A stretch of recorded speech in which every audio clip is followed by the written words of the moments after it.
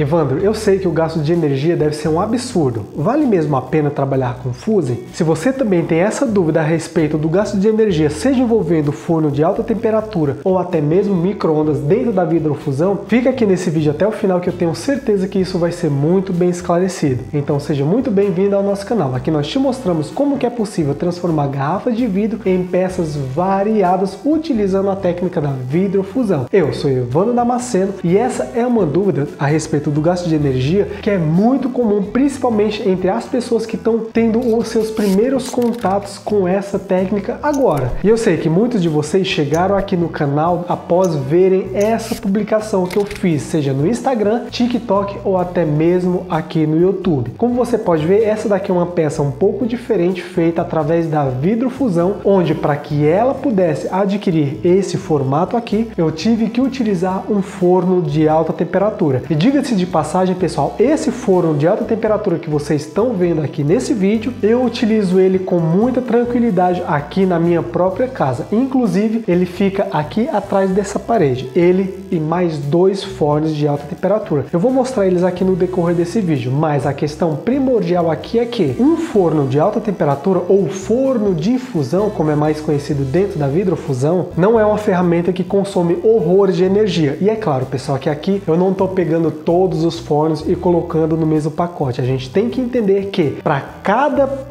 objetivo dentro da vidrofusão que você pretende trabalhar, existe um forno específico. É claro que esse forno aqui, ele gasta bem menos energia do que esse daqui que eu estou mostrando para vocês, que é um forno de bancada, onde eu coloquei algumas garrafas aqui para planear. E uma das principais coisas que indicam essa diferença de gasto de energia é o tamanho. E como que funciona o gasto de energia de um forno desse? Pessoal, aqui eu vou explicar, vou mostrar para vocês exatamente como que funciona os gastos de energia, o consumo dele, para que vocês percebam que não é sempre que, mesmo que ele esteja funcionando, não é sempre que ele vai estar trabalhando na capacidade máxima dele. Por exemplo, como eu falei antes, aqui atrás eu tenho 3 fornos de alta temperatura. Um forno que ele tem 1.200 watts de potência, outro ele tem 4.000 watts de potência e outro tem 5.5 kW, 5.500 watts de potência. Um de 2.200, um de 4.000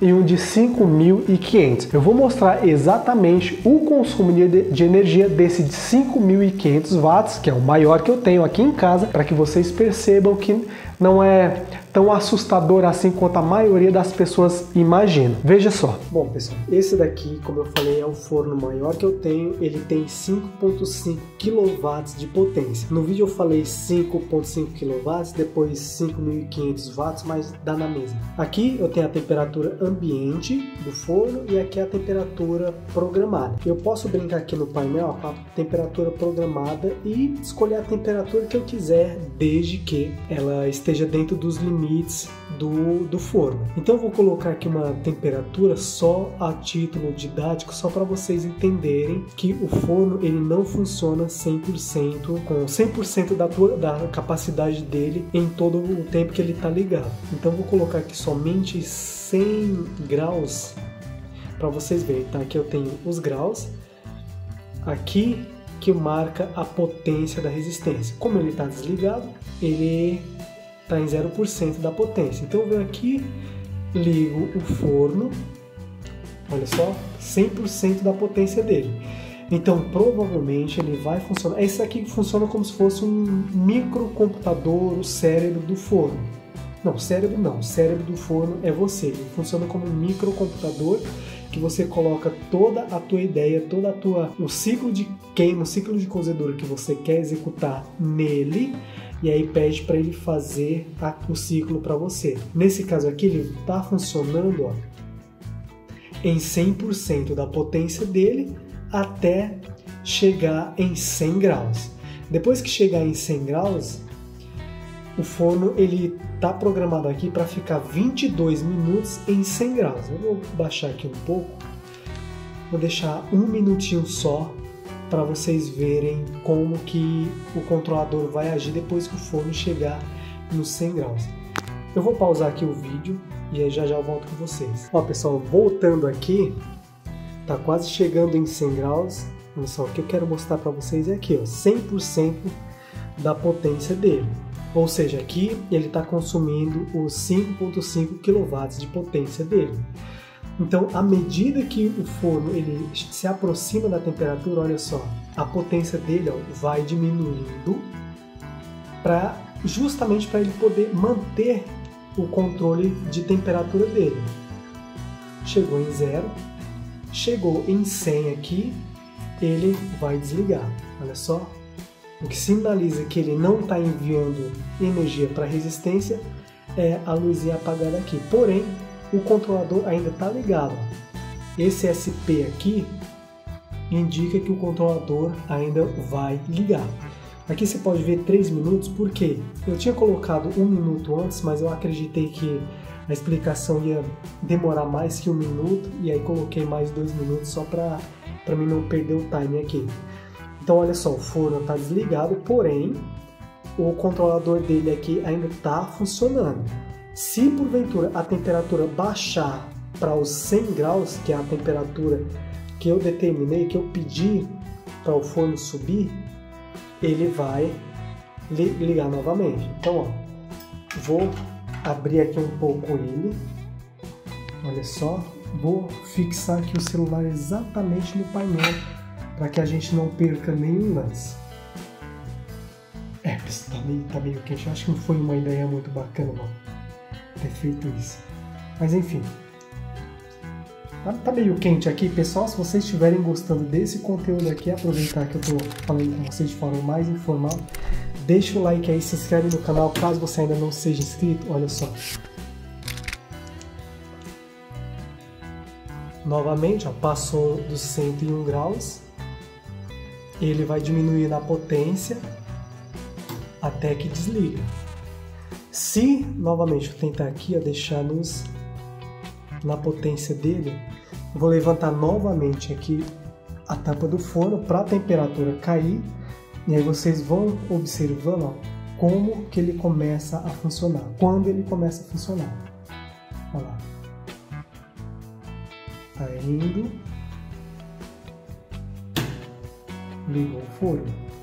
Então, pessoal, por que eu quis trazer isso aqui para vocês? Para vocês perceberem que não é porque o forno está 1 hora direto ligado que ele vai estar consumindo energias essa 1 hora direto. Como você pode ver, assim que ele chega na temperatura predeterminada, ele fica mais tempo desligado do que ligado. E aqui, pessoal, só abrindo um aspas aqui para vocês entenderem se realmente vale ou não a pena, citando aqui um exemplo, uma peça bem simples de se fazer, que é essa daqui. Como você pode ver, essa daqui é uma garrafa da Heineken, uma long neck, e eu simplesmente achatei ela, sem segredo nenhum. Simplesmente coloquei no forno, eleva a temperatura, ele faz um patamar, e aí eu tenho esse resultado aqui. Tem muita gente, por mais que talvez você não seja uma delas, tem muita gente que gosta desse tipo aqui de peça, justamente para fins decorativos, e pagam bem por ela. Vamos supor que para essa peça aqui, pessoal, chutando barato, eu venda por R$5 cada uma. Um exemplo, tá? É só um exemplo. Eu vendo por R$5 cada peça dessa daqui. Dentro desse forno aqui, cabe cerca de 30 a 35. Entre 30 e 35 garrafas dessa daqui. Se eu vendo cada uma delas a R$5 com uma única queima, olha só o tamanho do retorno que eu tenho. E todos esses fornos que eu mostrei para vocês, pessoal, eles estão ligados na rede 220, ou seja, aquela rede elétrica normal da casa, que eu acredito que na casa de vocês também tem. E quanto que um forno desse ligado gasta de energia, Evandro? Bom, pessoal, aqui eu vou explicar para vocês exatamente quanto que um forno desse, o forno maior, ele gasta de energia com base nessa peça aqui que eu mostrei para vocês em outros vídeos passados. Então eu vou estar utilizando ela aqui como referência. Para início de conversa, a partir do momento que você coloca a peça no forno, você coloca a programação, ou seja, os tempos e as temperaturas que ele deve atingir e liga ele. A partir do momento que você liga, ele vai ter uma rampa de subida de aquecimento, ou seja, subida de temperatura, ou seja, o aquecimento. A partir do momento que ele atinge a rampa, ele vai fazer um patamar, que é permanecer numa determinada temperatura